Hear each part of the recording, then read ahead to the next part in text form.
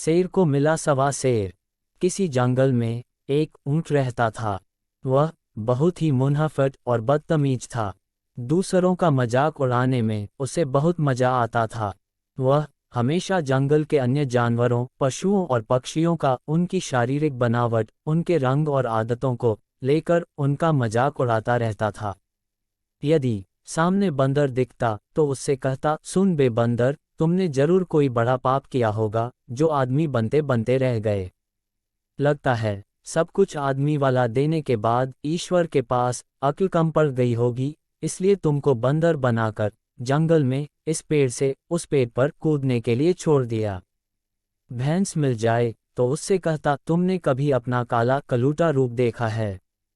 तुमने भगवान के साथ जरूर कोई शैतानी की है जो उन्होंने तुम्हारे सिर पर टेढ़े मेढ़े सींग लगाकर धरती की सुंदरता को बिगाड़ने भेज दिया है।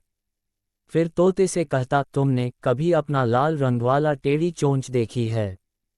ईश्वर ने तुम्हारे साथ ही यह मजाक क्यों किया है, मेरी तो समझ में नहीं आता। यदि चलते चलते रास्ते में हाथी मिल जाता तो उसकी खिल्ली उड़ाते हुए कहता, छे, तुम तो बिल्कुल ही कार्टून दिखते हो। इतना विशाल आकार और पतली रस्सी जैसी पूंछ, इतने बड़े कान और इतनी छोटी छोटी आंखें। भगवान ने तो तुम्हें मजाक के क्षणों में ही ये रूप दिया होगा। मोर से कहता, तुम्हारे पैरों ने तो तुम्हारी सारी खूबसूरती ही समाप्त कर दी। अब नाचते रहो जंगल में यूं ही। इस तरह से वह बदतमीज ऊंट सबकी खिल्ली उड़ाता रहता था।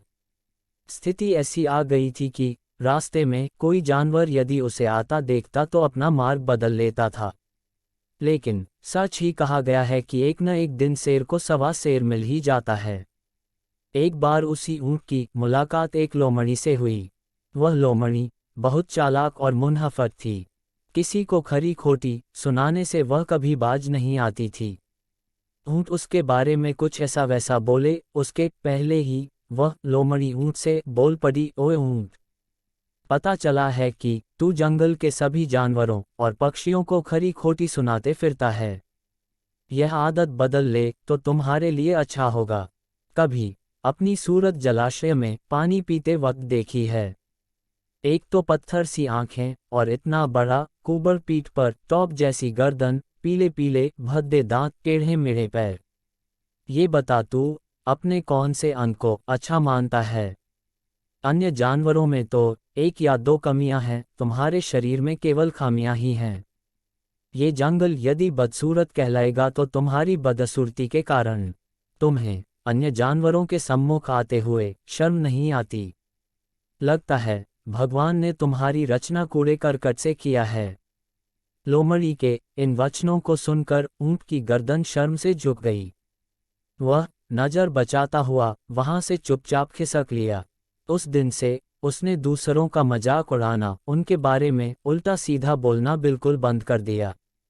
दोस्तों, अगर कहानी आपको अच्छी लगे तो चैनल को सब्सक्राइब जरूर कर लें।